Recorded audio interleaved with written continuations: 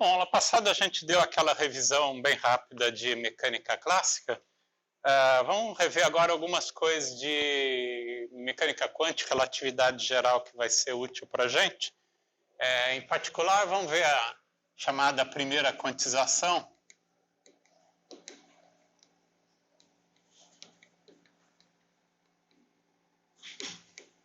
Que é a quantização à la Dirac, né? Então, se a gente tem uma quantidade clássica, como a gente definiu, por exemplo, o parênteses de Poisson,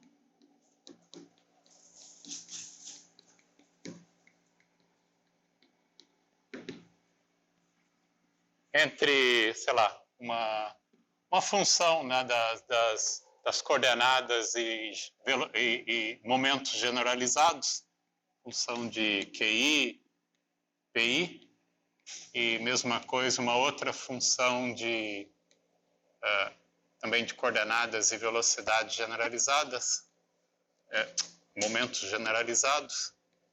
Então, como a gente definiu o parênteses de Poisson, é a derivada, tem as somatórias aqui, né? Posso colocar, se são n graus de liberdade, a somatória aqui vai dentro dos graus de liberdade, né? J igual a 1 até o número de graus de liberdade, dA, dQJ, dB, dPJ, menos dA, dPJ, dB, dQJ, né? A definição do parênteses de Poisson.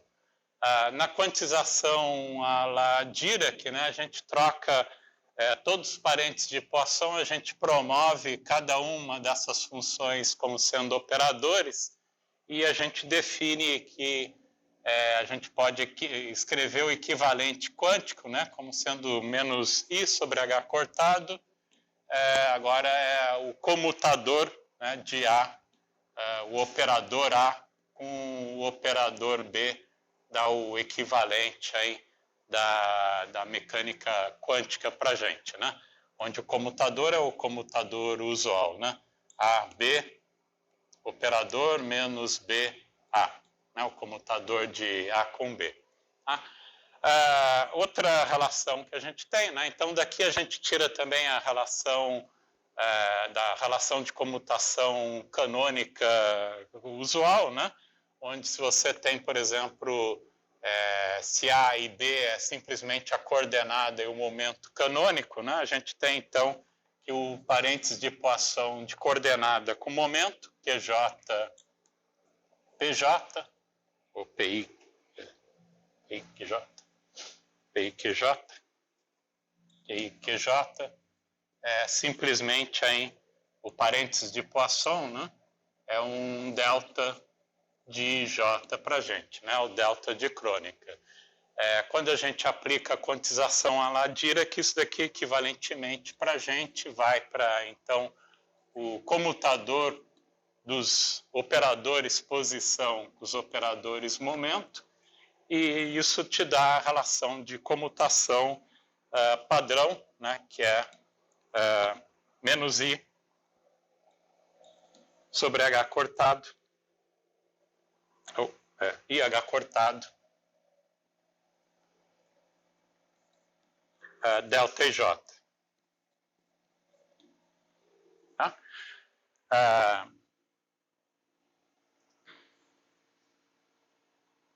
QJ, PJ. Outra relação que a gente tem, né, usando a quantização à la Dirac, né, a gente também pode associar agora os operadores momento e energia. Então, usar sem o chapéuzinho agora fica implícito que é sempre o operador para a gente, né? Então, a gente associa os momentos generalizados como sendo simplesmente menos I, H cortado, D, dQi, e a energia E a gente associa com IH cortado dt na relação de quantização, de quando você promove para operadores diretamente essas quantidades, né? Então, lembra lá da equação de Schrödinger, né? A hamiltoniana para a gente é um operador que age numa função de onda e te dá o alto valor correspondente, né? Vezes a função de onda de novo, né? Então, a H é o operador e E é o alto valor correspondente. A hamiltoniana para a gente lembra que a hamiltoniana clássica, né? De uma partícula é P2 sobre 2m mais uma energia potencial qualquer, é uma função das coordenadas para a gente. Então, substituindo diretamente o P, né, pelo operador diferencial, você fica então com a relação equivalente aí, que vai te dar menos h cortado ao quadrado sobre 2m. O P ao quadrado espacial, né, acaba sendo o operador, o d(q), d2dq ao quadrado, mais a energia potencial aplicado aí numa função de onda qualquer, vai te dar a energia, né? A energia IH cortado, d psi dt. Tá? Então, fazendo essas associações na newtoniana clássica e usando a relação que a gente tem da newtoniana com alto valor de energia, a gente chega automaticamente na equação de Schrödinger.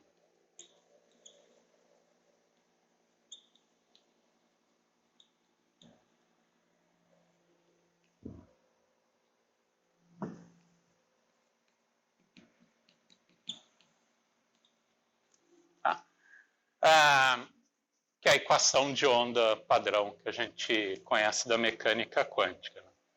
Daqui a pouco a gente vai voltar nessa parte de quantização.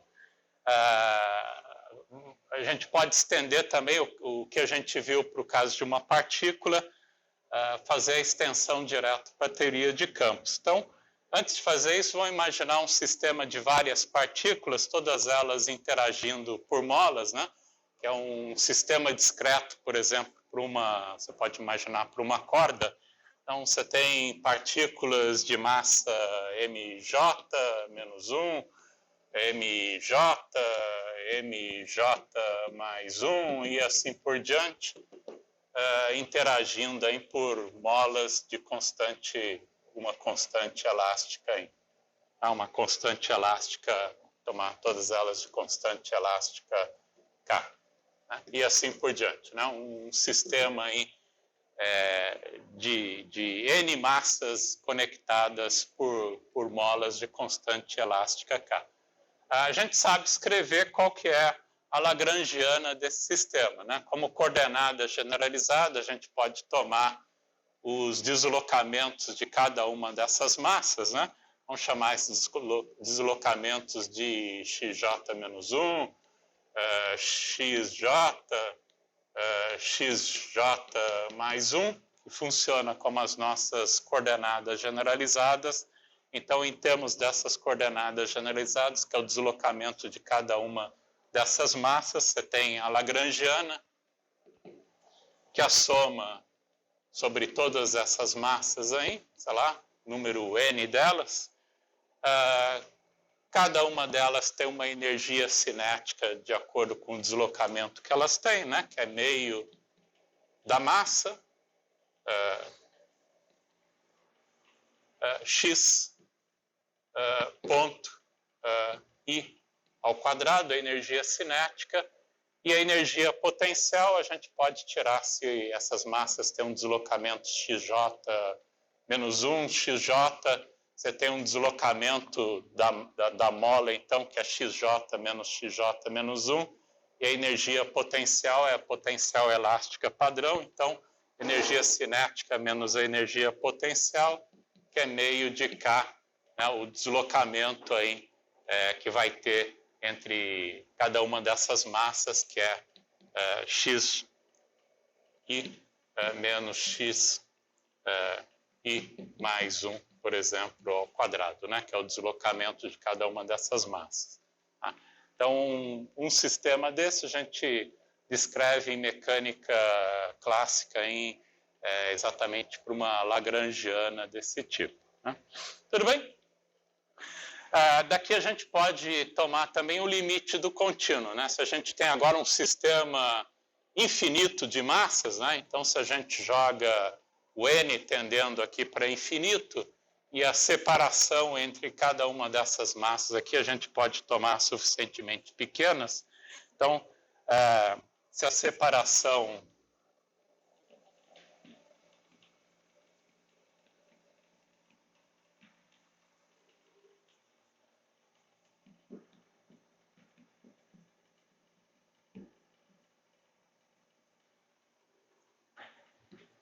dado por um épsilon e fazer essa separação indo para zero e, ao mesmo tempo, a gente tomar n tendendo a infinito, né, um número infinito aí de massas, então essa lagrangiana para a gente, né, que é essa somatória de indo para 1 até n, dessa quantidade que a gente tem aqui, quando a gente vai para épsilon tendendo a zero e n tendendo a infinito, a somatória a gente pode escrever como uma integral, né? Acaba sendo uma integral para a gente, sobre esses deslocamentos infinitesimais, meio,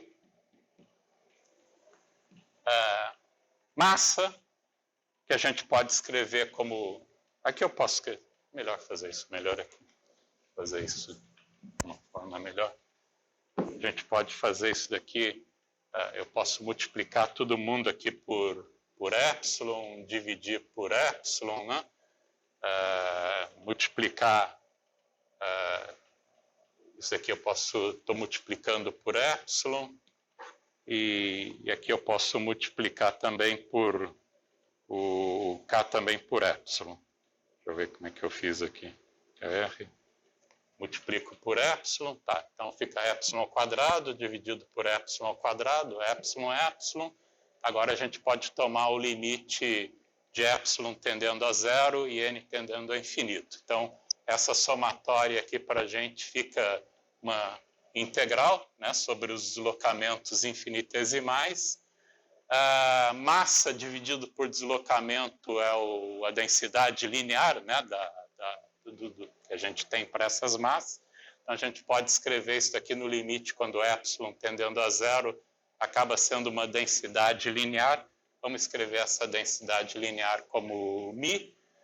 K vezes épsilon, mesma coisa aqui, a gente pode denotar isso daqui de uma constante kappa. Então, isso aqui vai ficar meio de μ, a densidade, né, linear dessas massas ao longo dessa sequência de infinita que a gente tem. A derivada, né, derivada de cada uma dessas posições quando o épsilon vai para zero, que acaba sendo também uma densidade dessas massas em cada ponto que a gente tem. Né? Então, para descrever essa densidade, a gente pode escrever, por exemplo, em relação a um campo que diz qual basicamente aí o deslocamento da partícula naquela dada posição x no dado instante de tempo t, ponto ao quadrado, menos o meio tirei para fora, o kappa aqui acaba sendo uma constante para a gente, que é a chamada constante de Young. Isso daqui é uma derivada, né? Uma derivada espacial, que a gente pode escrever a derivada espacial em relação a esse deslocamento em cada posição x, instante de tempo t, dessas partículas. Então, isso aqui acaba sendo um dφ dx, né, ao quadrado para a gente. Onde μ é a densidade,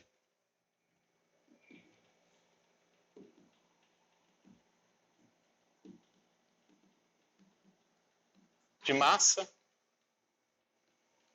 e kappa, que é definido como K vezes épsilon, constante de mola vezes epsilon, no limite que epsilon vai para zero, é a chamada constante de Young, ou módulo de Young.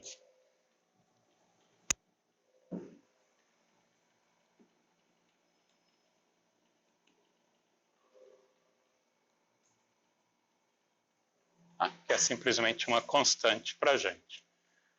Então, a nossa lagrangiana agora, em vez de ser descrita por um sistema discreto de partículas, né, no limite do contínuo, acaba sendo descrito por essa função escalar φ, né, o φ aqui, que é uma função de x e t para a gente, nos dá aí o deslocamento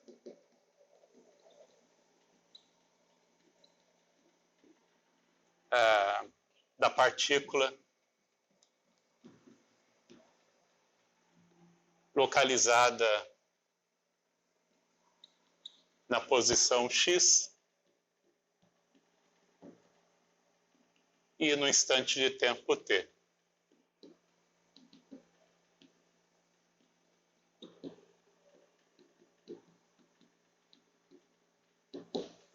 Que acaba sendo um exemplo de um campo para a gente, né? Um campo é exatamente isso, né? Descreve, aqui no nosso exemplo, está descrevendo exatamente o deslocamento dessa partícula, qual seria o deslocamento dela nessa posição, naquele instante de tempo t. Então, acaba sendo um exemplo de um campo para a gente, ou um campo escalar, que é simplesmente uma função escalar. Dessa lagrangiana que a gente pode perguntar agora qual é a equação de movimento para ela, né? A equação de movimento acaba sendo o equivalente tirar a equação de Euler-Lagrange para ela. É a mesma coisa, em vez de falar agora de coordenadas Q, a gente está falando do campo φ, e em vez de falar das velocidades generalizadas, é simplesmente a derivada, né, do tempo dessa função. Então, a equação de movimento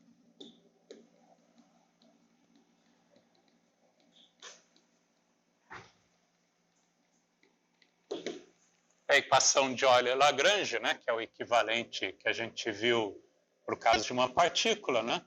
dl dq menos d dt de dl dq ponto igual a zero, acaba sendo para a gente dl, em vez de falar de coordenadas, a gente está falando agora desse campo, e em vez de ficar falando das velocidades, é a derivada no tempo do campo, né? Então, menos d dt de dl dφ ponto igual a zero, que é o equivalente ainda da nossa equação de Euler-Lagrange para esse problema, né? Então, dl dφ, né? Tirando a derivada dl dφ e dl dφ ponto, né? dl dφ ponto te dá automaticamente mφ ponto, deriva no tempo de novo, te dá uma derivada segunda, né? E dl dφ a gente pode tirar diretamente também da nossa equaçãozinha daí, né? A gente pode tirar, então, automaticamente, a gente tira que a equação de movimento é a derivada T2 dφ, dx2, menos μ sobre o módulo de Young, d2 φ, a derivada segunda no tempo, de T2 igual a zero. Tá? Então, a gente acaba tirando exatamente essa equação de movimento, que é a equação de movimento para uma onda, né? A equação da física ondulatória, se você lembrar, né? Então, é a equação aí para uma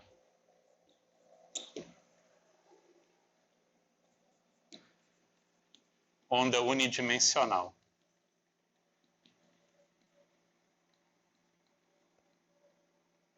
Que está se propagando com uma velocidade. Essa aqui na equação de onda é a velocidade ao quadrado, né? Então, a velocidade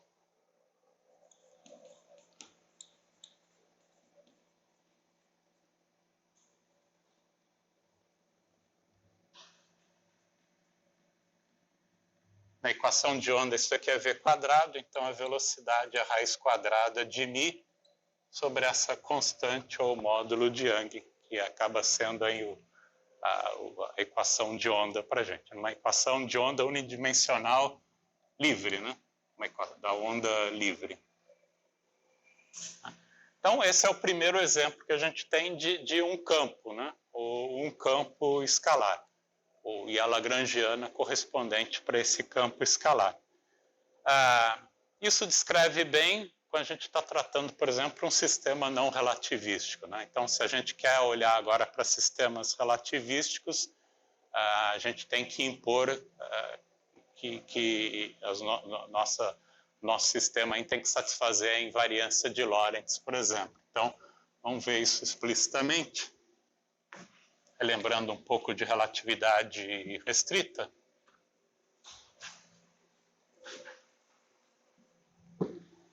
Então, a equação,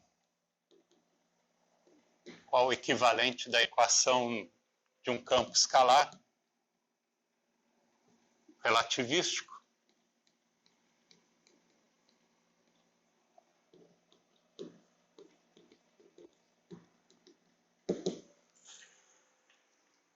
Lembra lá da invariância de Lorentz, né? Então, se você trabalha, por exemplo, com uma...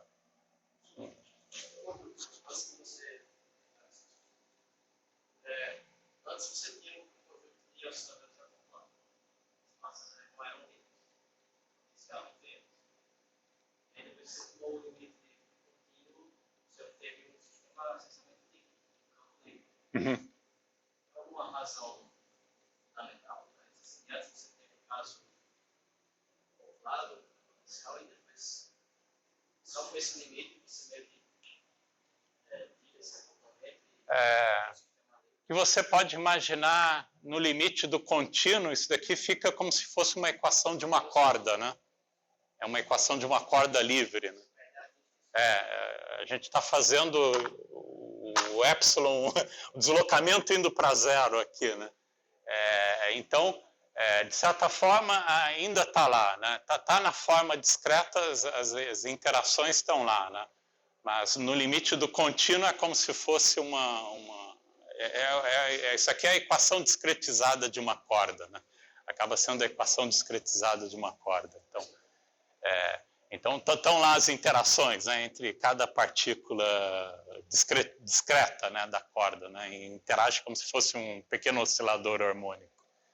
Mas no limite do contínuo, isso acaba sendo absorvido por essa quantidade. Entra aqui dentro, né? Entra aqui dentro. Mas não tem uma interação, né? Não é uma corda interagindo com alguma coisa. Fica evidente a interação no caso discreto, mas ela esconde aqui na dependência espacial da corda. Né? Tá? Então, quando a gente fala de relatividade, né? Lembra lá das transformações de Lorentz?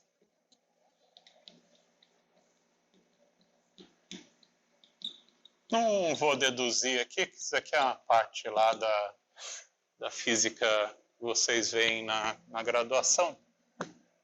Só vou dar os elementos fundamentais, né? Então, em relatividade especial, a gente pode olhar para a separação entre dois eventos, né? Um evento que acontece num determinado ponto, instante de tempo, um outro evento, no outro instante de tempo e ponto, né? Então, para dois eventos separados aí infinitesimalmente, né? Um evento que está na posição no instante de tempo t, x, y, z, e outro evento no tempo t mais dt,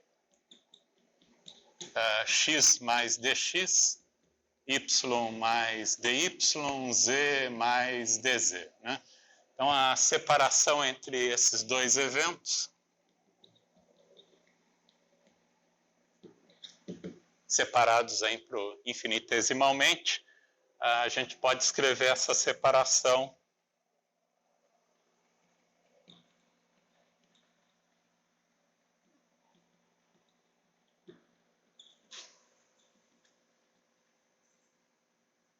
a gente define como sendo o elemento de linha, ds ao quadrado, dois eventos propagando aí com velocidade da luz ao quadrado, dt ao quadrado, menos dx ao quadrado, mais dy ao quadrado, mais dz ao quadrado da parte aí espacial. Tá? Então, isso nos define a separação entre esses dois eventos. A gente tem que é um invariante para a gente, né? Isso aqui acaba sendo um invariante se você olhar essa separação entre dois eventos para quaisquer observadores, né? Inerciais, ele sempre tem que ver exatamente a mesma separação, né? Acaba sendo um invariante relativístico para a gente. Né? Da mesma forma, é invariante rotacional também, né? Se você faz uma transformação de rotação, você pode verificar que isso daqui também tem que ser tanto um invariante de Lorentz, né? De transformação no espaço de tempo, uma vez que qualquer observadores referenciais inerciais tem que ver exatamente a mesma separação, e também é um invariante rotacional, né? Se você faz uma transformação de rotação do seu sistema de coordenadas, daqui você pode verificar facilmente que acaba sendo um invariante rotacional também. Então, é um invariante de Lorentz e rotacional ao mesmo tempo.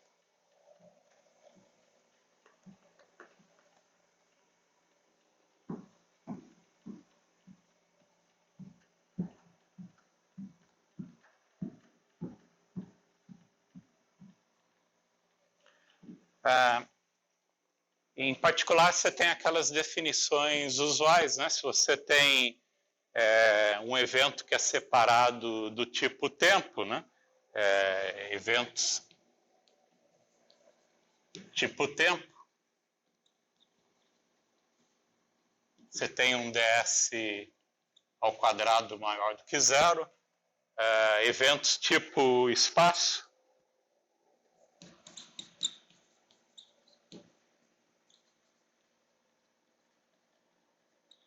você tem um ds ao quadrado menor do que zero, e os eventos tipo luz, né, ou os eventos nulos, né, que é onde o ds é exatamente igual a zero.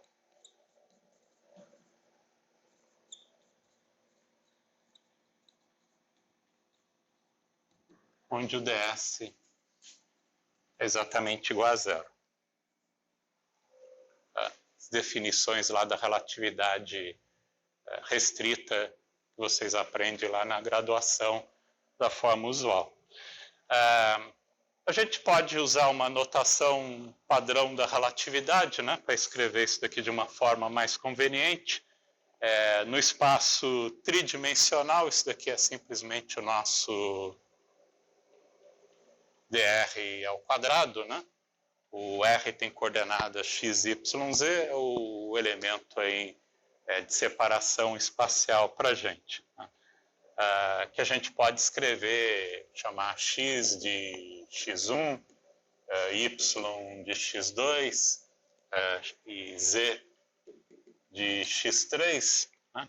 Então, o nosso dr ao quadrado é simplesmente a somatória aí sobre as três coordenadas espaciais de dxi ao quadrado, usando a nossa notação aí para simplificar as nossas expressões aí da forma que a gente usa em relatividade restrita em geral. Né?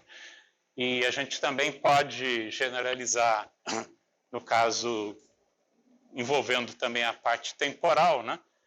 Se a gente define aí um quarto elemento, né, ou a coordenada zero, que está associada exatamente com a parte temporal. Então, se a gente define um xmi, que tem coordenadas x0, x1, x2, x3, isso daqui para a gente é simplesmente o CT, x, y, z. Isso daqui é o mi aqui, vai de 0, 1, 2, 3, né? 1, 2, 3 é a parte espacial, componente 0 corresponde à parte temporal, Isso aqui é o que a gente chama lá na relatividade restrita de um vetor contravariante.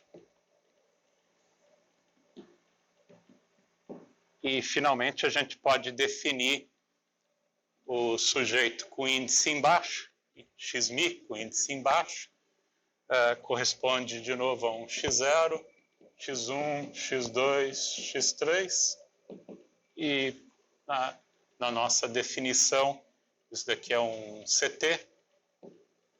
Eu devia ter feito um pouquinho diferente aqui a coisa, mas tudo bem. Eu devia ter chamado isso daqui com índice em cima, mas, enfim, índice em cima, ou só para não confundir a história, hein? Menos x1, menos x, menos y, menos z. E de tal forma, se você tomar, então, o nosso ds ao quadrado, você pode definir, então, com uma somatória de μ, indo de 0 até 3, dxmi, dxmi. Multiplicando esse cara daqui por esse daqui, né? Vai te dar a contribuição diferencial, exatamente o nosso elemento de linha que a gente definiu anteriormente. E esses vetores é o que a gente chama de vetor covariante, na linguagem da relatividade. Então, um escalar qualquer, né? Um escalar como nosso elemento de linha, é sempre um produto de um vetor covariante para um vetor contravariante, né? E faz a somatória aí nos índices, né? A gente vai estar utilizando a notação padrão, que toda vez que tiver um índice repetido, né, a somatória está implícita, então isso daqui é equivalente para a gente a dxmi, dxmi, né, com a somatória implícita automaticamente aí, toda vez que você encontrar um índice repetido nas expressões. Tudo bem?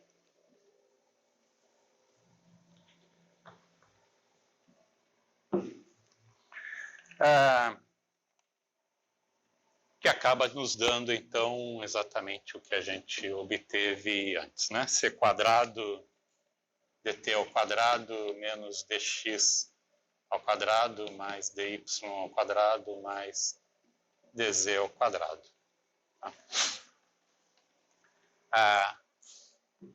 Então, a gente vai estar sempre utilizando essa somatória, sempre quando tiver um índice repetido, né? A somatória está implícita no μ aqui, o μ vai de 0 até 3, está correndo entre as 4 coordenadas aí dos nossos vetores covariante ou contravariante.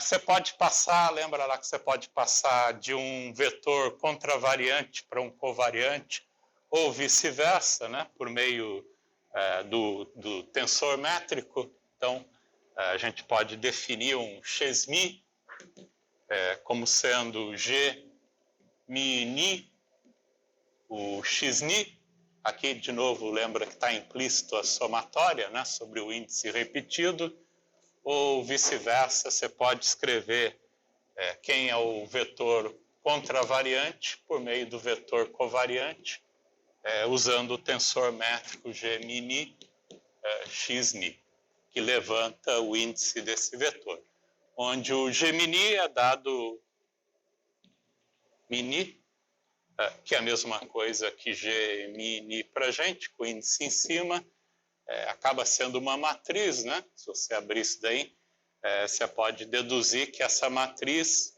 ela está trocando exatamente o sinal da parte espacial. Então, para a gente é 1, 0, 0, 0, a parte temporal não muda, né? Ela troca só o sinal da parte temporal. Então, é a matriz menos 1, 0, 0, 0, 0, 0, 0, 0, 0, 0, 0, que é o nosso tensor métrico. A gente vai estar usando exatamente essa assinatura para o tensor métrico, né? Em relatividade geral, usualmente é ao contrário, né? O menos 1, 1, 1, 1. Em teoria de campo, a gente usa essa convenção, né? A métrica assinatura 1 menos 1 menos 1 menos 1, né, para o nosso tensor métrico. Tá? Então, o efeito desse sujeito daqui é exatamente transformar um vetor contravariante em covariante ou vice-versa. Né?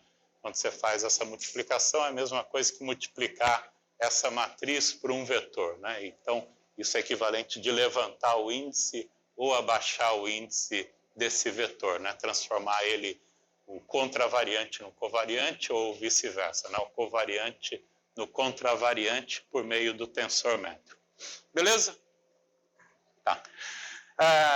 Então, como falei, isso daqui para ser um invariante para a gente, né? Para qualquer observador em referenciais inerciais, para ser um invariante, qualquer observador tem que medir exatamente a mesma coisa. Né? Então, como a gente obtém as transformações de Lorentz da forma usual. Né? Então, se a gente tem para 2 observadores,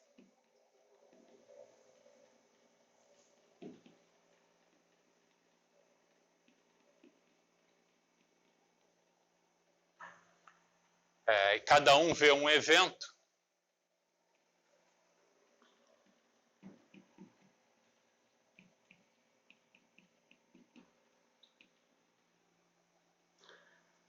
eles veem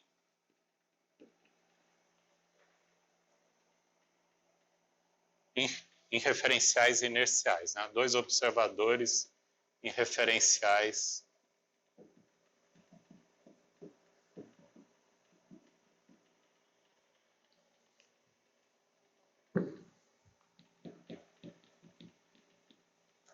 que pode estar um se movendo em relação ao outro com velocidade constante. Então, eles acabam vendo eventos, né, que estão separados, cada um vê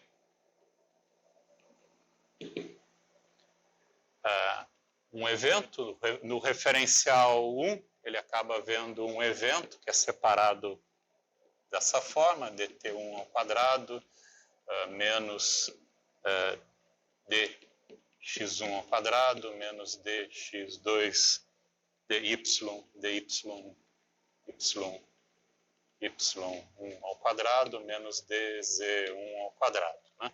E no referencial 2, ele vai ver a separação dada por ser t2 ao quadrado menos dx2 ao quadrado, que são as coordenadas no referencial 2 ao quadrado.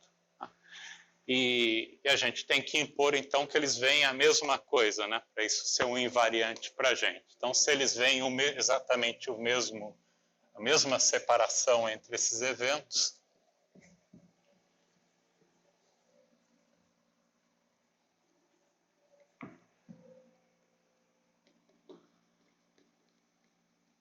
que ds1 ao quadrado igual a ds2 ao quadrado, a gente acaba deduzindo exatamente quem são as transformações que garante, né, que isso acaba sendo satisfeito. Não vou fazer essa derivação aqui, qualquer livro de relatividade geral você tira, relatividade restrita, desculpa, né, você acaba tirando esse resultado. Então, as transformações que garante, né,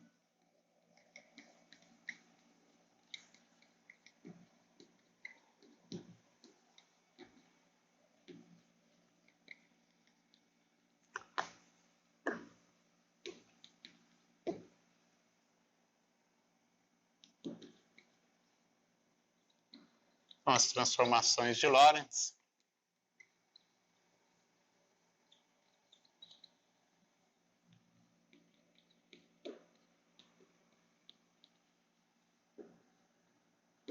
Então, vou simplesmente imaginar que você tem o nosso referencial coordenadas em 1, né? Z1, x1, y1, e o referencial 2, Z2, x2, y2, e eles estão se movendo um em relação ao outro com velocidade v. né, ao longo da direção x. Né?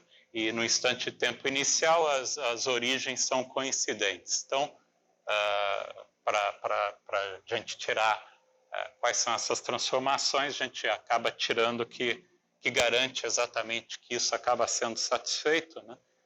Para os dois referenciais 1 e 2 alinhados e movendo um em relação ao outro, por exemplo, em relação à coordenada x por simplicidade. Então, a gente tira que as transformações é CT2, está relacionado aí com gama, CT1 mais beta x1, x2 é igual a gama x1 mais beta CT1 e a coordenada y2 é igual a y1 e z2 acaba sendo exatamente igual a z1. Gama aqui para a gente é dado por raiz quadrada de 1 menos beta ao quadrado, 1 sobre isso. E beta é a velocidade v, o módulo da velocidade, dividido pela velocidade da luz. Tá? Então, essas são as transformações de Lorentz correspondentes. E você pode verificar explicitamente, né? Se você substitui essas transformações, você vai ver que os dois estão exatamente equivalentes. Né? Isso garante que o ds1 ao quadrado é exatamente igual ao ds2 ao quadrado. E essa é a transformação que garante, então, que esses dois observadores vão ver exatamente a mesma separação entre esses eventos, né? Exatamente dado por essa transformação de Lorentz. Isso em relatividade, a gente sabe que todo escalar é um invariante de Lorentz, né? Tem que ser uma quantidade invariante. Né? Então, qualquer quantidade escalar acaba sendo um invariante, né? Qualquer observador em referenciais inerciais aí acaba vendo exatamente a mesma quantidade escalar.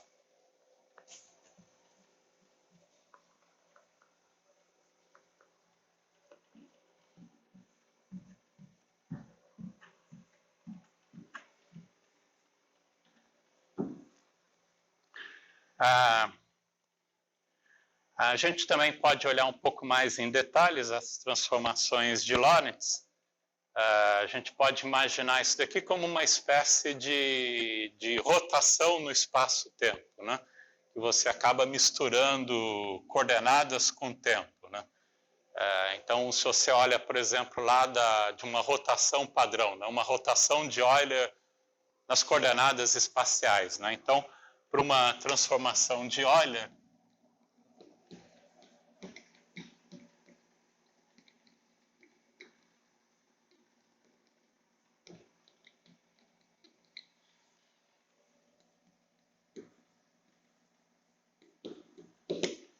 a gente pode imaginar nosso sistema de coordenadas x, y, z, e um vetor qualquer,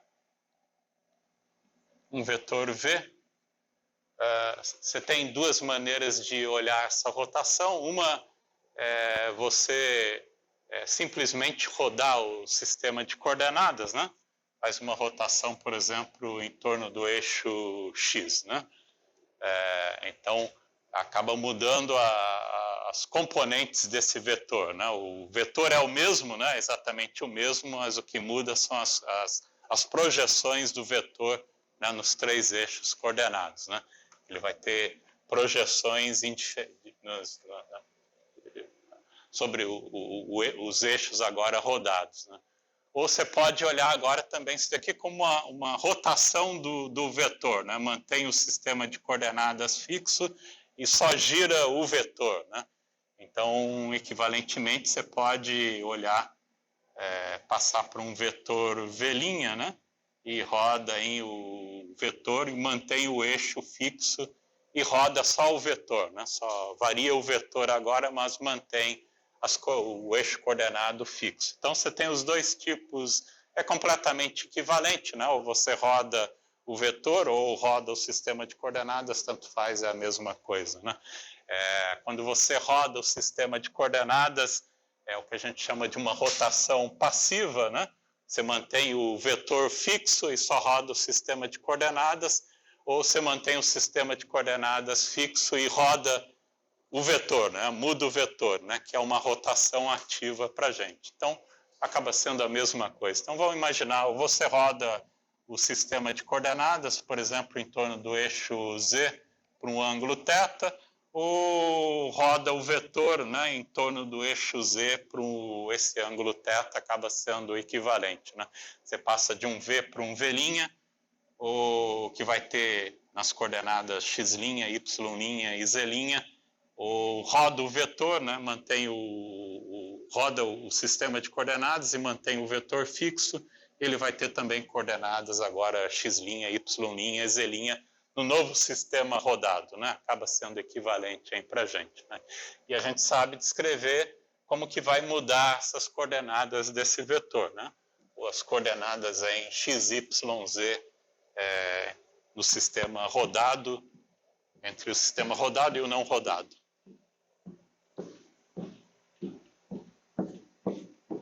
Que é uma transformação de Euler para a gente. Então, é claro, o tempo aqui não está acontecendo nada, o T' igual a T, continua igual. A gente está fazendo essa rotação em torno do eixo Z, de um ângulo θ.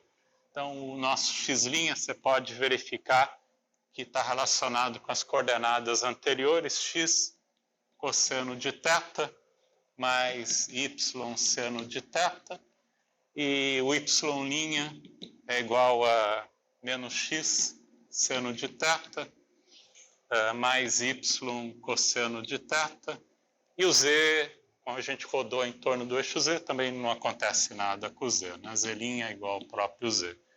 Então, é a transformação de rotação usual, né, em torno do eixo z para um ângulo θ.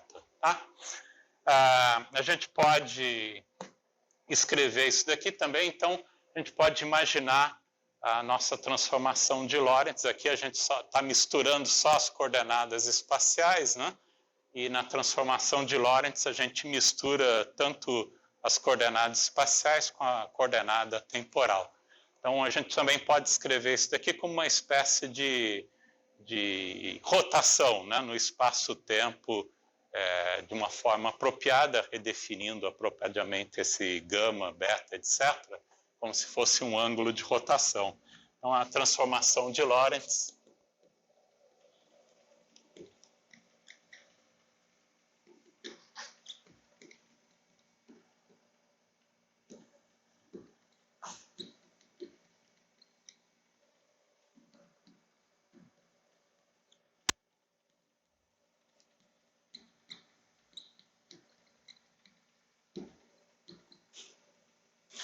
misturando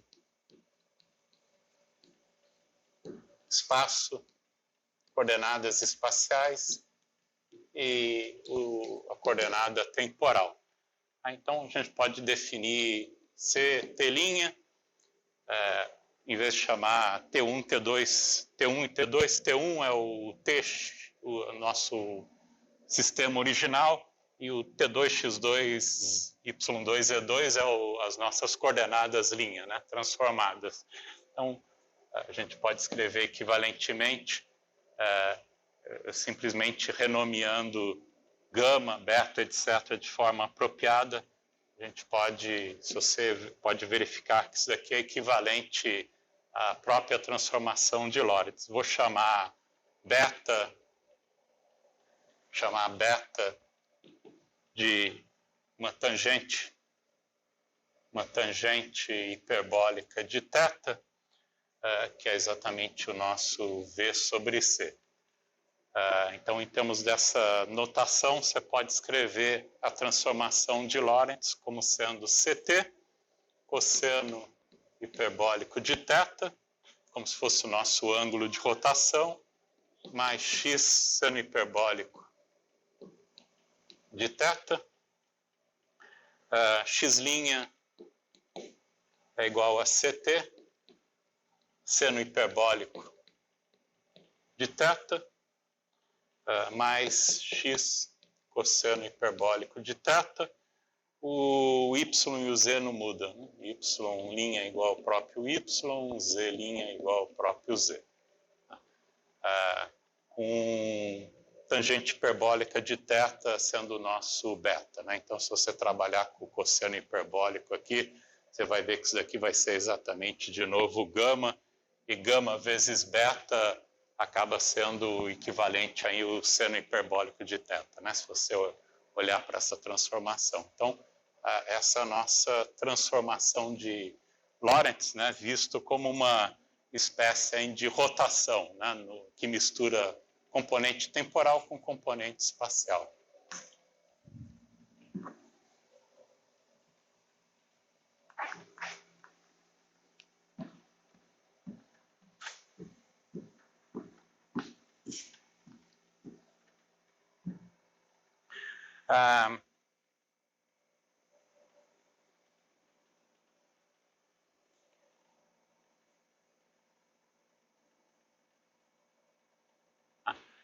Que a gente também chama de boost, né? Acaba chamando de boost, né? Quando você tem essa mistura de componentes temporal e espacial. Que podia também envolver uma rotação explícita também, né? A transformação mais geral que a gente tem, na verdade, é que envolve tanto essa mistura de componente temporal e espacial, que é o que a gente chama de boost, e a mais geral também pode envolver explicitamente uma rotação. Então, isso é o que a gente usualmente pode definir aí como a transformação mais geral, né? Se você também tem rotação, então uma rotação, uma transformação simplesmente desse tipo. Em geral, para dois sistemas de coordenadas que, num dado instante inicial, têm a origem coincidente, você sempre pode relacionar esses dois sistemas de coordenadas, se ele está girando e também deslocando com velocidade v, você sempre pode transformar esse sistema no original por um boost e por uma rotação, né, e voltar para o sistema original de coordenadas, né? Então, essa é a transformação de Lorentz geral que a gente tem. Então, a gente também pode escrever, né, da mesma forma que isso aqui define uma matriz para a gente de rotação, né, envolvendo a parte espacial. A gente também pode escrever a transformação de Lorentz como uma matriz quadridimensional, né, envolvendo agora tanto a parte temporal quanto a parte espacial das nossas coordenadas aí. Tá? Então, se você olha para o caso mais geral, né, se você tem um vetor qualquer, né, transformado, você pode relacionar ele com um sistema de coordenadas sem linha original, exatamente por uma transformação de Lorentz ou um boost mais uma rotação. E a gente pode escrever isso como uma matriz geral de transformação. Vamos chamar aqui de mi x mi. De novo, somatória no índice repetido aqui está implícito, né? Então, essa seria a nossa matriz de transformação mais geral que leva o nosso sistema de coordenadas original no sistema linha por um boost mais ou uma rotação aí, ou seria a nossa transformação mais geral que a gente pode aplicar no nosso vetor, né? Então, a gente sempre pode passar de um sistema transformado para outro por meio de uma matriz de transformação apropriada, né? Ou um boost, ou uma rotação, ou a combinação de boost e rotação na forma mais geral, né? Daqui a gente pode escrever também, né? Lembra lá que um escalar para a gente, por exemplo, um x ao quadrado, que é um xmi. Xmi acaba sendo para a gente um invariante, né? Qualquer escalar transforma exatamente como um elemento de linha, né? Acaba sendo um invariante para uma transformação de Lorentz. ou uma transformação geral desse tipo. E mesma coisa se você tiver qualquer outra quantidade escalar, né? Isso daqui é um escalar, é um invariante por transformações nesse nosso elemento de transformação. E a gente pode escrever isso para qualquer outro vetor, né? Então, se você tem, por exemplo, um AMI, BMI, isso daqui também define um escalar para a gente, né? Qualquer vetor covariante com um vetor contravariante é um escalar qualquer, né? Um escalar. Que também deve ser invariante para uma transformação de Lorentz geral. Em particular, um campo escalar, né? Um campo escalar φ, por definição, também é um invariante, né? Acaba sendo um invariante de Lorentz para a gente. Tá? E você também pode escrever isso daqui de forma, né, da forma usual, usando o tensor métrico, né? A gente pode escrever da mesma forma o nosso x ao quadrado.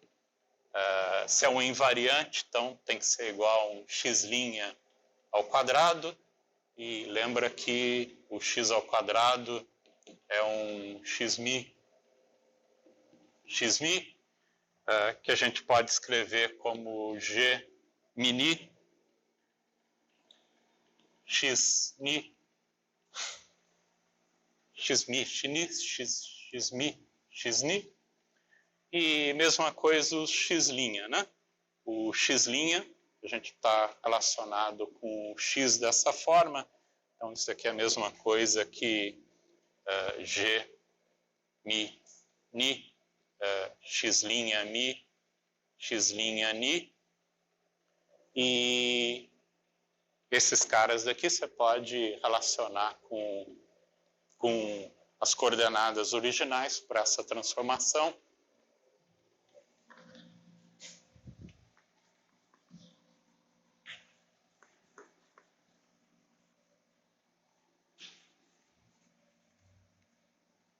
A gente também pode escrever Gemini, xmi,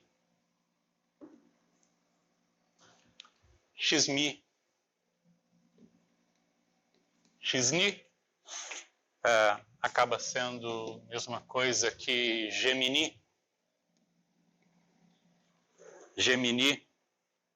o x', né? Você pode escrever em termos dos elementos de matriz L, como sendo L alfa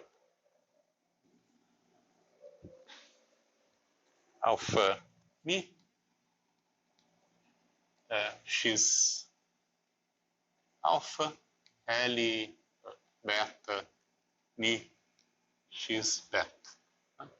Que é o nosso x' mi, x' mi.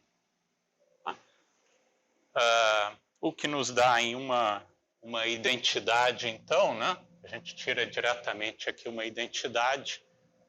Para isso ser verdade, a gente tem que ter, então, que Gemini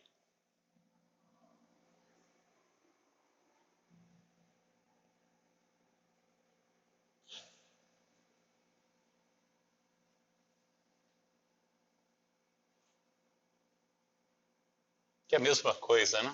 Afinal, isso daqui acaba sendo a mesma coisa que escrever G alfa beta x alfa x beta, né? Para ser uma identidade para a gente. Então, daqui a gente acaba tirando que essas matrizes aqui tem que satisfazer com o tensor métrico a identidade que G mi ni, L alfa mi, L beta ni, tem que ser igual a G alfa beta para a gente. Então, essa é a nossa relação aí que garante que essa transformação vai ser um invariante de forma apropriada, né? Essas matrizes têm que satisfazer com o tensor métrico exatamente essa identidade para ela ser uma transformação válida. Então, todas as matrizes que satisfazem essa relação garante exatamente que isso daqui acaba sendo um invariante por essa transformação para a gente. Tudo bem? Então, simplesmente igualando os nossos dois termos aqui. Então, se a gente quer trabalhar com quantidades que sejam invariantes de Lorentz, né? Por exemplo, a nossa função de onda lá que a gente escreveu, né? Nossa equação de onda, por exemplo, qual é o equivalente relativístico dela, né? Então, vamos escrever as nossas derivadas, etc., numa forma apropriada relativística. Então, a gente pode definir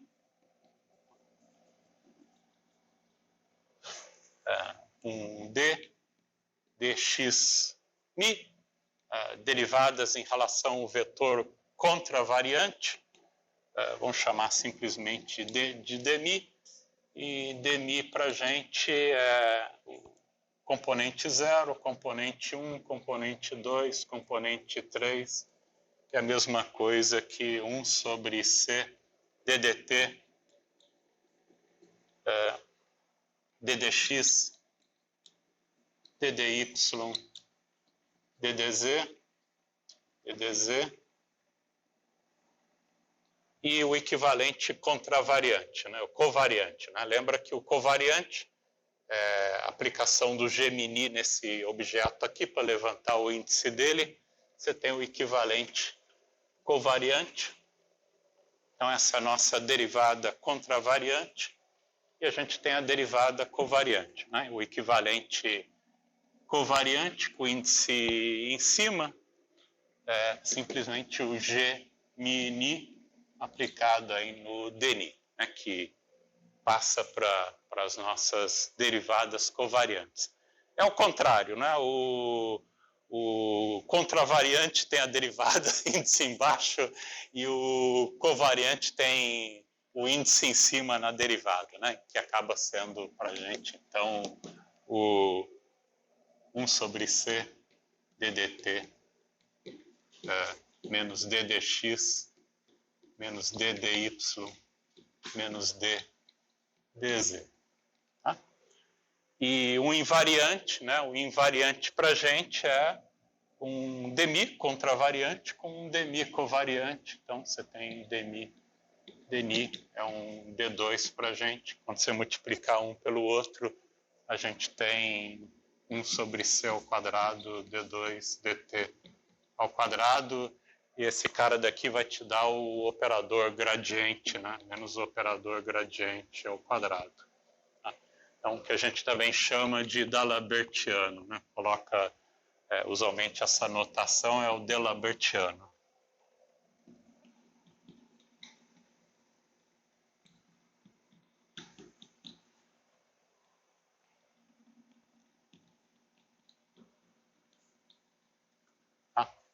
Então, a gente vai estar utilizando exatamente essa notação, né, para a nossa derivada invariante de Lorentz, né, que é uma quantidade invariante de Lorentz.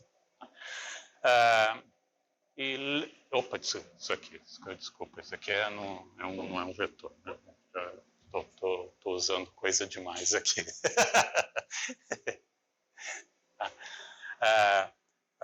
Lembra lá da nossa notação também, né? Na relatividade restrita, a gente tem os quadrimomento, né? Os quadrimomento definido como sendo a energia dividido pela velocidade da luz, os vetores momento linear, tá?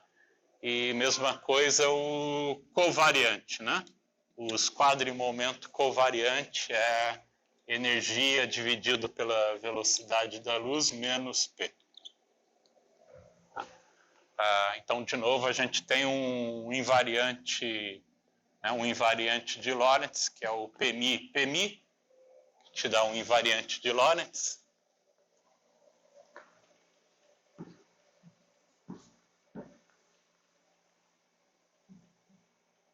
Então, o nosso invariante de Lorentz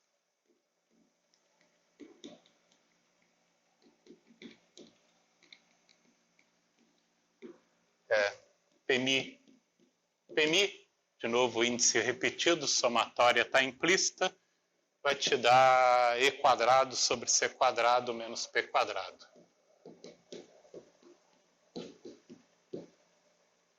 P quadrado. Que é uma constante na relatividade restrita. Lembra que isso daqui te dá M2C quadrado lá da equação da relatividade restrita. A gente demonstra explicitamente essa relação. Né? Isso aqui é uma constante para a gente, que é exatamente M2C2. Tá? Em particular, a gente tira a equação de energia usual daqui. Né? E quadrado é igual a C quadrado, P quadrado mais M2C2, né? Que você pode tirar diretamente aí a raiz quadrada, aí, né? A energia. Para uma partícula em repouso, te dá C4, multipliquei por C quadrado, né? Para uma partícula em repouso, tá, a relação usual energia é igual a mc ao quadrado. Para uma partícula em geral se movendo, te dá C2P2 mais M2C a quarta. A gente pode tirar o C aqui para tirar um MC para fora, né? Isso aqui é a mesma coisa. Podia ter dividido isso aqui tudo por C, tanto faz, hein? Enfim, posso tirar isso daqui, é melhor dividir por C, ficar M2C2 ainda a forma usual. A gente pode tirar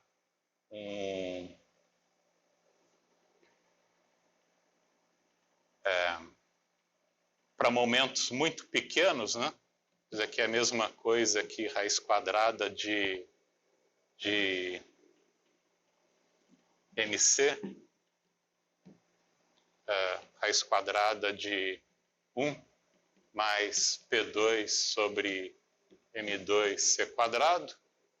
Para o caso de uma partícula não relativística, né? Se P muito menor do que M2C quadrado, se você expandir isso daqui em série de Taylor, então você tem E sobre C, aproximadamente MC, 1 mais meio de P2 sobre M2C quadrado, que acaba sendo, então, passa o C multiplicando aqui, né? Se eu tenho que energia é mc quadrado, que é a energia de repouso da partícula, mais meio de P2 sobre M, que é a energia usual, não relativística, que a gente conhece, né? Então, no limite não relativístico, a gente obtém exatamente a expressão usual da energia que sai diretamente dessa equação para a gente. Tá? Bom, daqui a gente pode usar de novo aquela regra de primeira quantização, né? E promover a energia para um operador diferencial no tempo, momento para um operador gradiente nas partes espaciais. Então, lembrando lá, promovendo a energia para um operador, IH cortado DDT, e promovendo o momento P também como um operador, P, como sendo menos I, H cortado operador gradiente. A nossa expressão para energia ao quadrado, então, né? A gente fica, então, com E quadrado menos H cortado ao quadrado, d2 dt ao quadrado.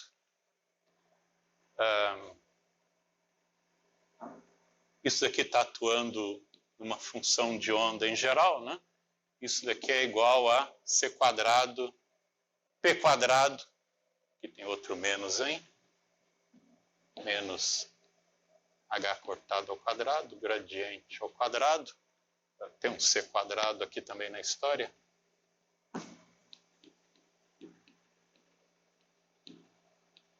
Atuando em psi. Igual mais M2 é a quarta atuando aí no psi, né? A gente pode dividir todo mundo aqui por c quadrado, né? Divide todo mundo por c quadrado. Isso aqui é a mesma coisa que menos h cortado ao quadrado sobre c quadrado. d2 dt ao quadrado atuando numa função psi qualquer. Passo esse cara para o lado de cá, a gente dividiu todo mundo por c quadrado, né? Então vai ficar mais h cortado, passei para o lado de cá. Gradiente ao quadrado, atuando aí num psi. E isso é igual a M2C2 vezes 1 psi. Nossa função. Esses caras aqui a gente pode escrever então como sendo menos h cortado ao quadrado, né? 1 sobre c ao quadrado, d dt ao quadrado, mais menos, tirei um menos para fora, menos gradiente ao quadrado, atuando em psi, igual a M2C2 psi. Esse cara daqui é o nosso operador d'Alabertiano. Então, você tem menos h cortado ao quadrado.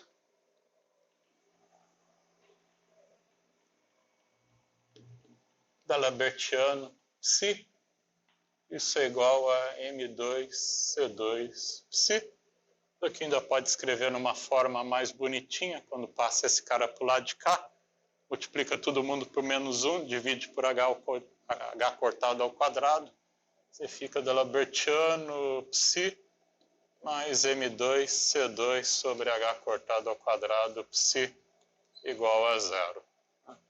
Então, isso aqui seria o equivalente da nossa equação de Schrödinger relativística, né? E, de fato, lembrando dessa relação daqui, né? No limite não relativístico dela, né? Você acaba obtendo, de fato, a própria equação de Schrödinger de novo daqui, né? Se você usa o limite não relativístico da energia, né? Em vez de usar a expressão relativística da energia, né? Usar a expressão não relativística da energia, isso aqui acaba levando de volta a própria equação de Schrödinger.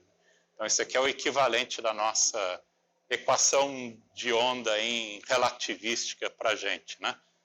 Que é um invariante de Lorentz, né? A gente garantiu que ela é um invariante de Lorentz. Usualmente, a gente, como isso aqui é uma função também escalar, a gente acaba denominando aqui o psi troca para φ, então melhor escrever todo mundo em termos desse campo escalar, né?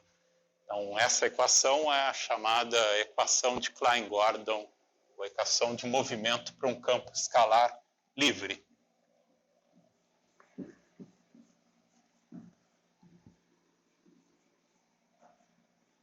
Então, a gente tem d'Alabertiano, φ mais M2C2 sobre h cortado ao quadrado φ igual a 0, é a nossa, a gente chama de equação de Klein-Gordon.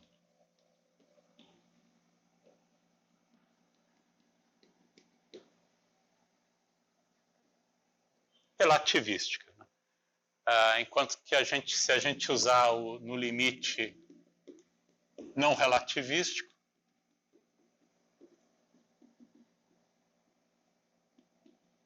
onde a energia simplesmente em P2 energia cinética, né, sobre 2m, uma partícula livre, fazendo a mesma coisa de novo, né, energia e H cortado ddt, atuando aí numa função escalar, P2 sobre 2m é menos H cortado ao quadrado sobre 2m, P2 é o gradiente ao quadrado, psi é a equação de Schrödinger para uma partícula livre, né? A equação Schrödinger.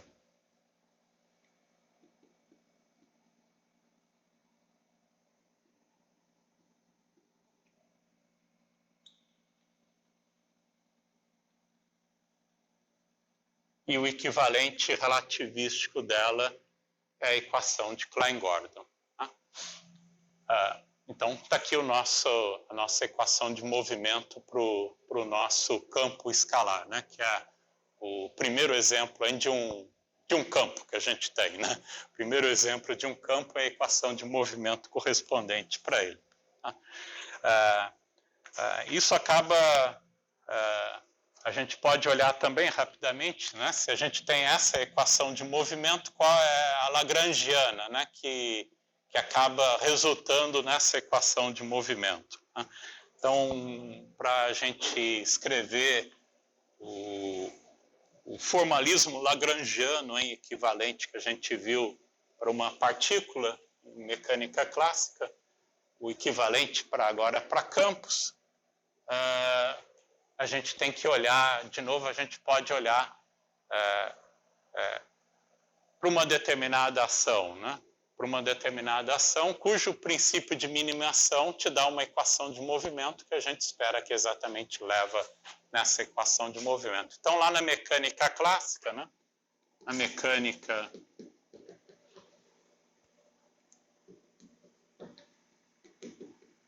a gente trabalha com a ação, que é a integral temporal da lagrangiana. Isso não é apropriado para a gente, né? Porque não é nenhum invariante relativístico isso, né? Só aparece a parte integral temporal nessa quantidade, né? Entre um tempo t1 e um tempo t2 aqui, o instante-tempo inicial e final, né? A gente precisa escrever isso daqui de uma forma apropriada que seja invariante relativístico de forma apropriada, né? Onde tem que aparecer a parte também espacial nessa história daqui, né? Então, para transformar isso daqui de uma forma apropriada, né? A forma apropriada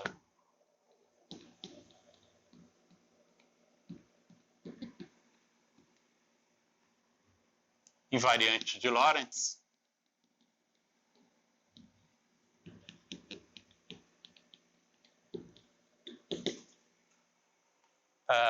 a gente tem que trabalhar de alguma forma, não com a lagrangiana, né, mas com alguma coisa que aparece também a parte de espacial aqui. Então, a gente tem que escrever não só a parte temporal, mas a parte também espacial. Então, em vez de aparecer a lagrangiana, deve ser a lagrangiana por unidade de volume, né, que é o que a gente chama de densidade de lagrangiana.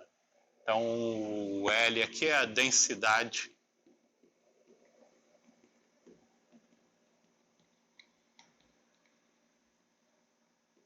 ou agora a gente tem uma forma apropriada para trabalhar em relatividade restrita, que agora é o elemento aqui D4x para a gente, né? Envolve tanto a parte temporal quanto a parte espacial, mas não da lagrangiana, mas de uma densidade de lagrangiana. Então, a gente acaba sempre trabalhando com densidades de lagrangiana, né? Nunca com lagrangianas em teoria de campos relativísticas, né? Então, essa é a forma da nossa ação aí, apropriada, né? A integral espaço e tempo, né, de uma densidade de lagrangiana. Lagrangiana por unidade de volume.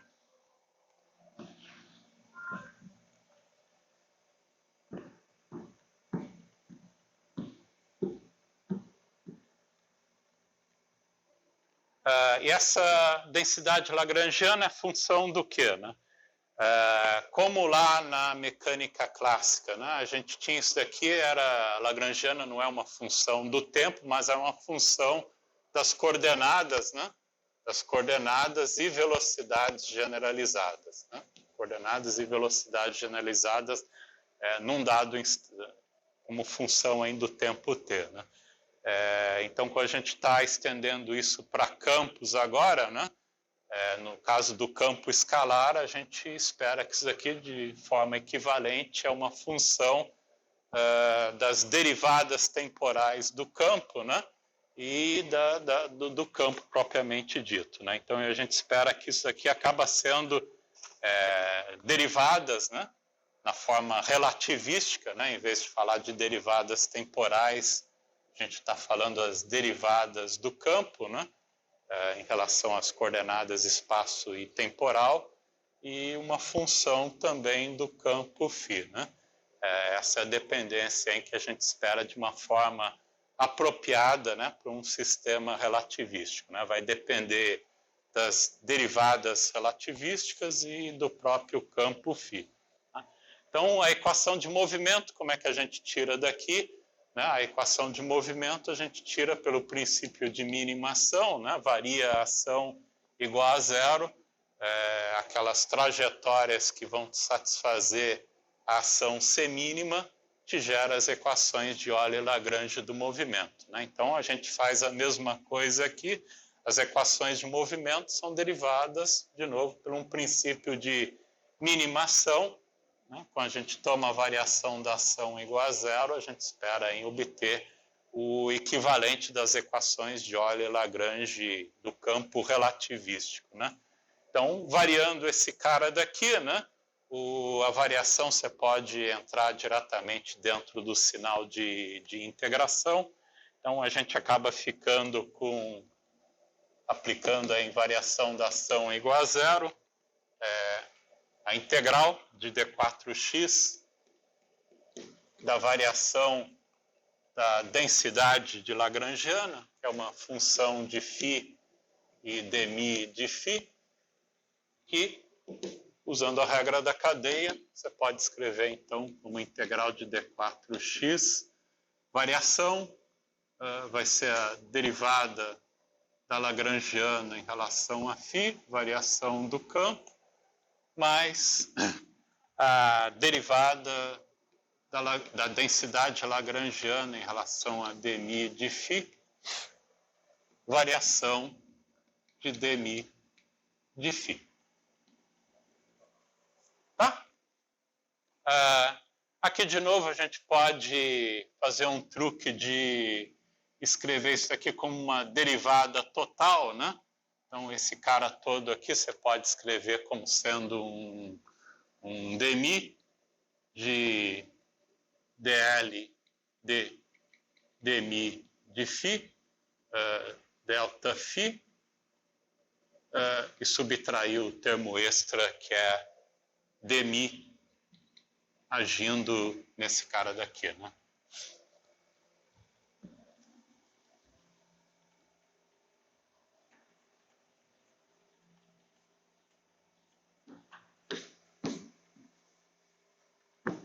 dmi dl de dmi de φ, delta φ.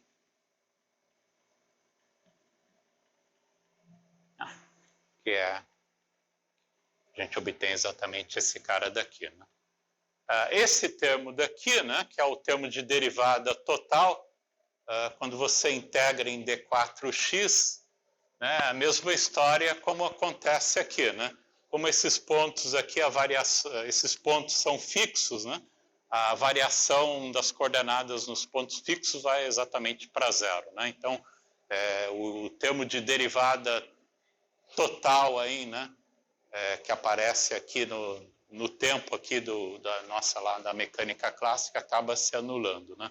Aqui é a mesma coisa, né? Vai aparecer exatamente se a gente está tomando esses pontos fixos, esse cara aqui de novo a gente pode desprezar. Então, o termo de derivada total a gente pode jogar fora e você fica então com o resultado que a integral de d4x dl dφ, que sobra só esse termo daqui, menos dmi dl dmi dφ. Tudo isso multiplicado por ΔΦ. Então, da mesma forma que a variação vai ser zero para qualquer variação das coordenadas generalizadas, para isso daqui ser igual a zeros, para qualquer variação do campo, só pode ser verdade se o integrando é identicamente igual a zero, né? Então, se você faz isso daqui é igual a zero, para qualquer variação do campo, isso só pode ser verdade se o integrando é identicamente igual a zero. Então, está aqui o equivalente da nossa equação de Euler-Lagrange, né, para um campo escalar. A gente tira, então, que a equação de Euler-Lagrange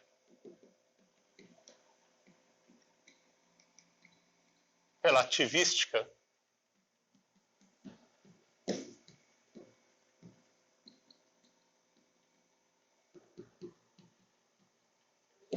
Oi.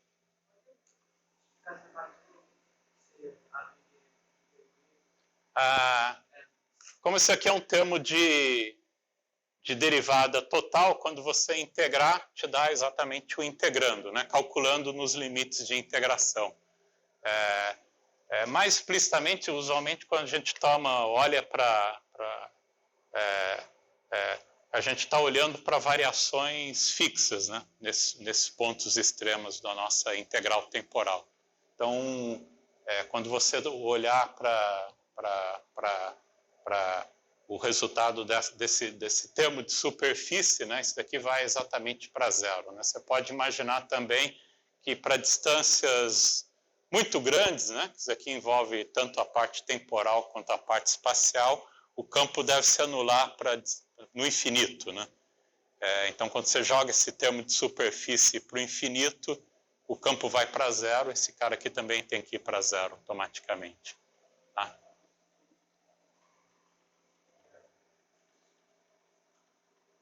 Isso aqui é um equivalente a um termo de superfície, né?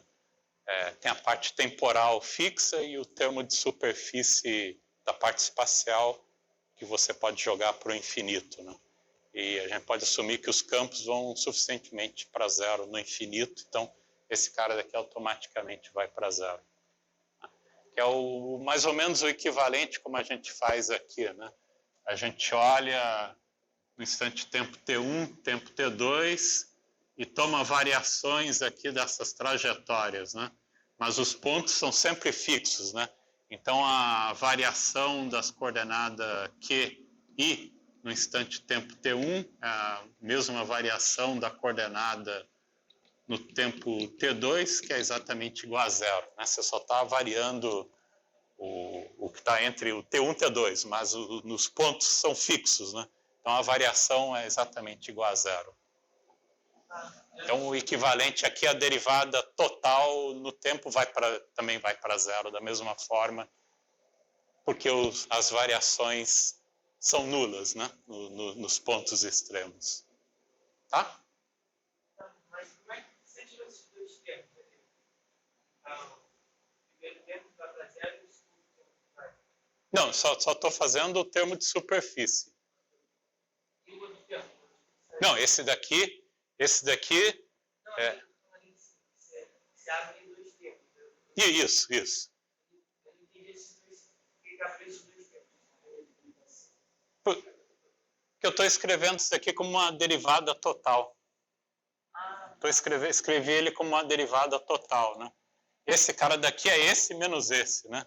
Se você fizer um menos outro, dá esse daqui, né?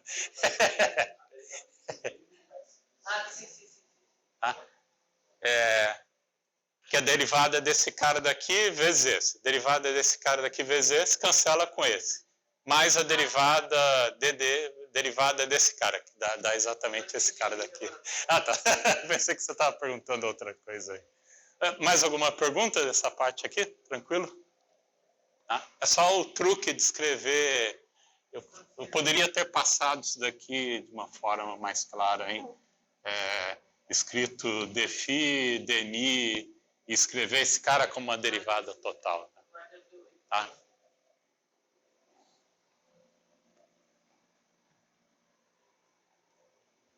Então, a gente chega na equação de Euler-Lagrange para o campo φ, né? Menos dmi, derivada, né? Da densidade de Lagrangiana de dmi de φ igual a zero. Né? A equação de Euler-Lagrange. Então, qual é a Lagrangiana, né, que garante que vai dar essa equação de movimento? A gente pode verificar que a Lagrangiana equivalente aí, né, a nossa densidade de Lagrangiana equivalente é um invariante relativístico. Então, tem que envolver tanto a parte de derivadas, né, quanto uma dependência explícita no campo, hein? Então, a gente pode escrever isso aqui como um invariante relativístico, um dmi de φ, e a parte que vai garantir que vai gerar esse termo daqui, que acaba sendo para a gente menos m2c2 sobre h cortado ao quadrado sobre 2φ ao quadrado. Né? Então, quando a gente toma a derivada, né, da densidade lagrangiana em relação a dmi de φ, vai te dar um dmi de φ com um dmi, vai te dar um d2, que é o da Lambertiano, menos, né, quer dizer, um menos, derivada de L em relação a φ, vai abaixar um 2, vai dar o m2c2h cortado vezes φ.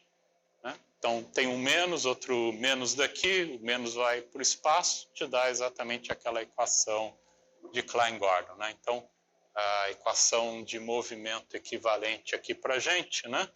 A derivada de L em relação a φ, menos m2c2φ sobre h cortado ao quadrado, e a derivada de L em relação a μ,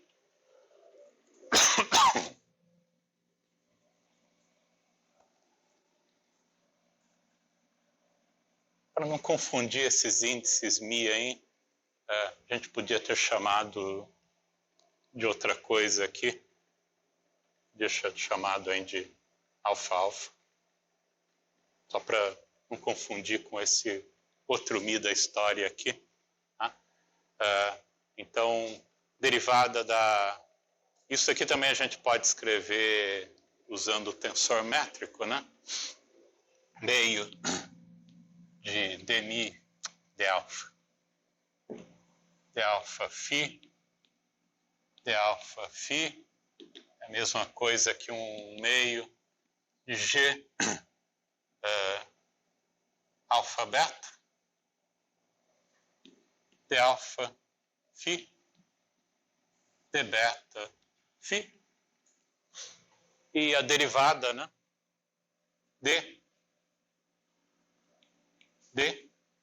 de dmi de φ disso vai te dar, então, você pode atuar ou nesse cara, né, a derivada, ou nesse cara daqui, é a mesma coisa, vai te dar meio de g alfa beta,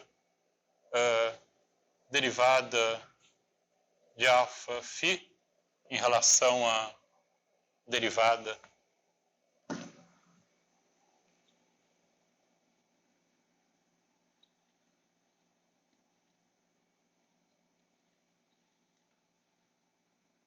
vezes d beta de φ, mais a mesma coisa, né? Mais meio de g alfa beta, agora a derivada atuando nesse cara daqui.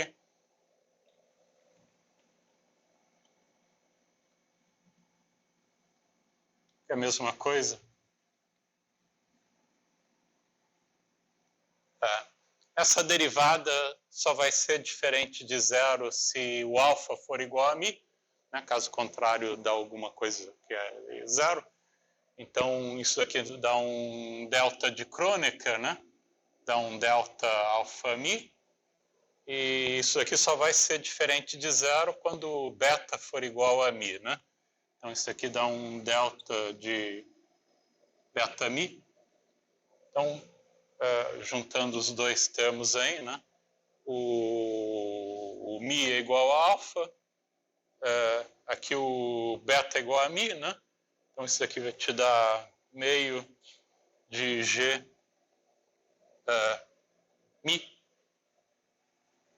mi beta, d beta phi, mais esse outro cara daqui, que é meio de G, o beta é igual a mi, G alfa mi, de alfa phi, que é a mesma coisa se eu trocar os índices aqui, né? Podia chamar o alfa de beta, só trocar, renomear a coisa, beta, e G mi beta é a mesma coisa que G beta mi, né? Então, isso aqui é a mesma coisa que G mi beta d beta phi, que é o d mi de phi, né? D mi de phi. Quando você derivar de novo em relação a mi, né? Derivando de novo em relação a mi, vai te dar exatamente o D'Alabertiano, né? Te dá o D'Alabertiano. Né? Então, a gente prova exatamente a equação de movimento é exatamente essa que a gente acaba obtendo no final do dia, né? Então, essa é a nossa lagrangiana para um campo escalar livre, né? É a densidade de lagrangiana para um campo escalar livre.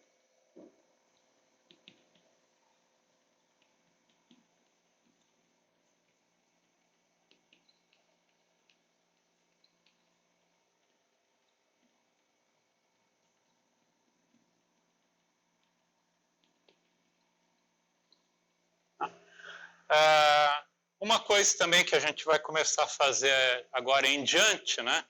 Em vez de a gente sair carregando esse C, H cortado, em todas as expressões, usualmente aí em teoria de campo a gente redimensiona todas as quantidades exatamente para eliminar, né, esses H cortado e C, para a gente não ter que ficar carregando eles o tempo todo nas nossas expressões, né? Então, usualmente a gente trabalha as chamadas unidades naturais.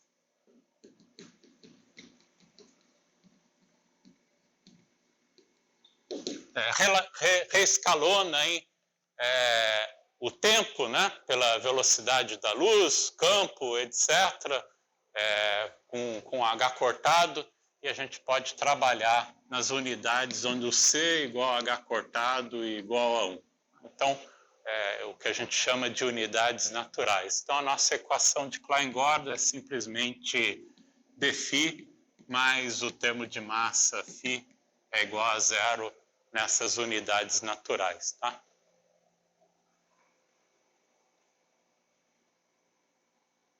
O que implica também que, lembra lá que energia, né, é mc ao quadrado, né, para uma partícula em repouso. Então, nas unidades naturais, massa tem a mesma unidade de energia, né? Massa tem a mesma unidade de energia. Lembra lá do princípio de incerteza de Heisenberg, né? Delta X, delta P, H cortado, né? Tem um H cortado. Então, se você faz H cortado igual a 1, o X é o inverso de momento ou vice-versa, né? Ou lá da relação de incerteza envolvendo o tempo, né? Delta E a energia, né? Que também é alguma coisa H cortado. Então, se você faz H cortado igual a 1, o tempo tem unidades de inverso de energia. Então, todo mundo tem unidades de energia, né? Lembra que a energia também é P vezes C, né? Então, se você faz C igual a 1, o momento tem unidade de energia, né? Então, nessas unidades é conveniente, porque todo mundo fica com unidade de energia, né? Momento tem unidade de energia, massa tem unidades de energia, o tempo tem unidades de 1 sobre energia, posição X, a gente só trabalha com uma única unidade, que é a energia, o tempo todo, né? Então, acaba sendo conveniente para a gente trabalhar exatamente nessas unidades naturais, né? Eventualmente, depois, quando a gente incluir também temperatura, entra a constante de Boltzmann, né, que aparece em todas as expressões. Então, usualmente também faz a constante de Boltzmann ser também igual a 1, né? Então, temperatura também tem unidade de energia, né? Então, acaba ficando todo mundo com unidade de energia, né? Então, a partir de agora, a gente vai estar exatamente assumindo essas unidades naturais, tá? Então, tá o H cortado, tá lá o C, tá? Mas tá implícito lá nas nossas expressões, né? Só para não ficar carregando o tempo todo o C, H cortado, enche o saco a gente ficar carregando, né? Então, a gente trabalha nas unidades naturais. Teoria de campos, física de partículas, a gente sempre faz isso, tá? Então, todo mundo tem unidades de eletronvolts, né? Todo mundo é unidade de e a energia é eletronvolts, né? A unidade é energia padrão, teoria de campos, física de partículas. Bom, paro por aqui hoje, a gente continua a partir daqui, né, da aula que vem. A gente volta a rever os teoremas de conservação de novo, né, por meio do teorema de Noether, mas agora expressando o teorema de Noether por meio de campos, tá?